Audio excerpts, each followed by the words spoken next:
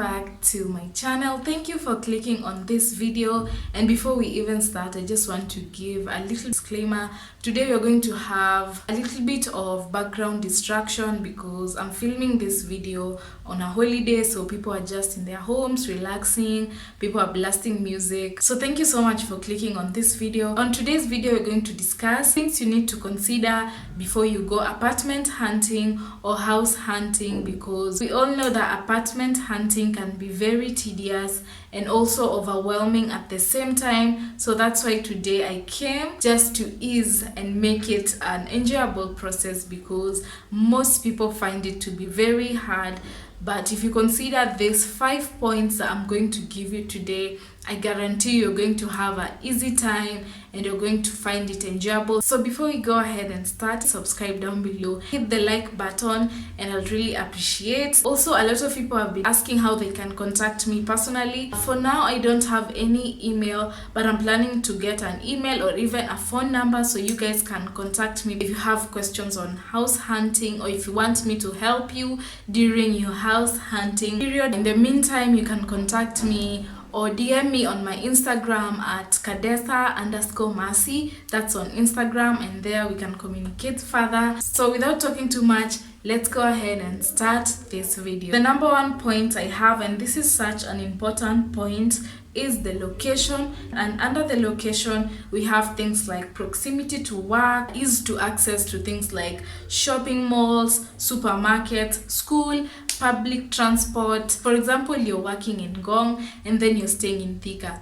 That won't make any sense, because you're going, for example, if you're using public transport, it's going to be hard for you just to maneuver back and forth. So make sure you find a place that is convenient where you're working. If you have children, make sure it's in a place that has public schools. If you're a frequent visitor of the supermarket, make sure you go to a place that you can easily access the supermarket, public transport. So make sure you consider the location is like the foundation when you're apartment hunting. With location, it comes with the rent, because different locations comes with different rent prices. Make sure you've settled for a good location. Familiarize yourself with this location, because it's going to help you. Take maybe a day and go and just stroll around the location. If you're not familiar with this location, ask people while you're there, where is the market, where is the supermarket, are there public transportation, also noises. For example, you're not someone who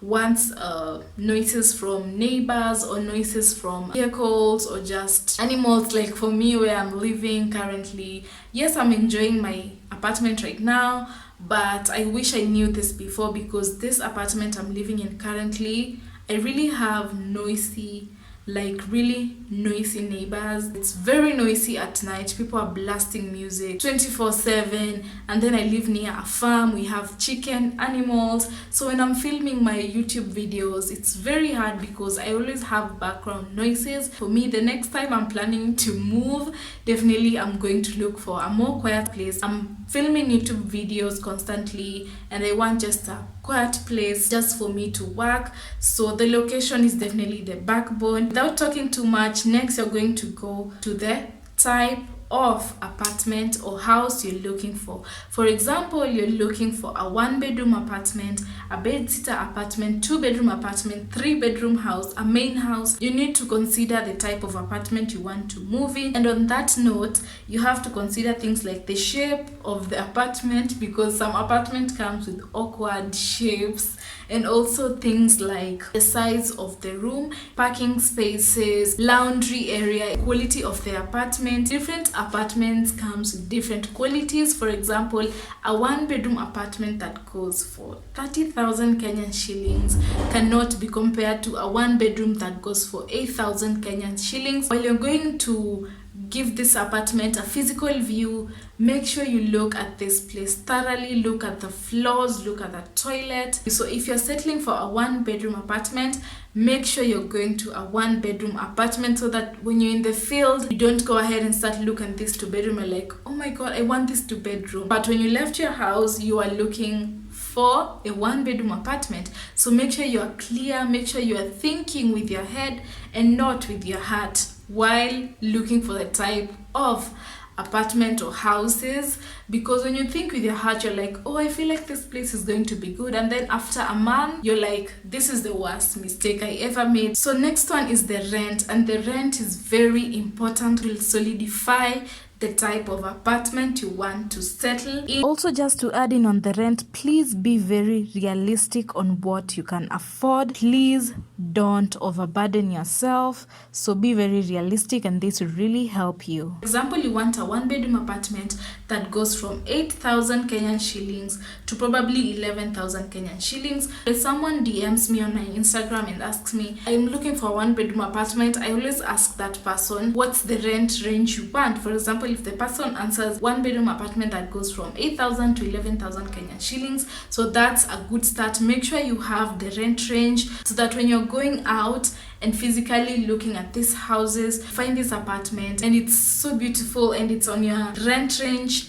good for you. And if you find that it has gone 3k out of your rent range, don't go for it, because that will be the worst thing you're going to do, because you didn't plan for it, and having impromptu plans is not good. So definitely settle for a rent range, and that will really help you solidify where you want to live. So next is go for second visits or multiple visits while apartment hunting. This will save you a lot of headache. It will save you a lot of money, number one, because people always get carried away when they go apartment hunting, and those people, one of them was me here. Before I started apartment hunting videos, while I went just apartment hunting, I see this amazing house and I'm like, wow, I want to move here right away. This house has everything that I have. And then I go on the same house after maybe 1 week, and then I look at it and I'm like, what did I see the first time I saw this house? So make sure you go for multiple visits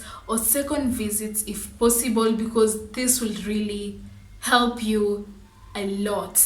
Because I've seen this trend, most people make the mistake of settling for the first apartment you see, or settling for the first apartment you've loved. This will really cost you, because seeing the apartment for the first time and actually living in this apartment for several months or years is something different. So you'll find someone moving in a house, they are happy, they are moving, and then after 1 month the thrill is over, and then you're like, how did I end up in this apartment? I'm not finding this to be functional. I don't like this, I don't like that. Guys, save yourself that stress by going for second visit or multiple visits. Also, if you're someone who always watch apartment hunting videos from your favorite YouTubers like me, who always bring you apartment hunting videos, please go for physical visits of the apartment you see on your YouTube. Videos can be very deceiving. Don't just settle for the video on YouTube you've watched and you feel like this apartment is good. Don't just rush and call the caretaker's number and book an apartment, but you haven't gone to see it physically, because when you go there physically, it might turn out to be not the apartment you expected it to be. This will really help you a lot. That's something that I learned the hard way. Currently, I am facing the consequences, but regardless, we move. Last but not the least is compromise. So this was just a last thought, because when you go for apartment hunting, you always find like you really love this particular 2-bedroom apartment, but you find that this one room that's dark, or you find that the kitchen is small, or you find that the bathroom is dark, or you don't love the layout of the house, but you love this house, and this house is something that you see yourself living for a while.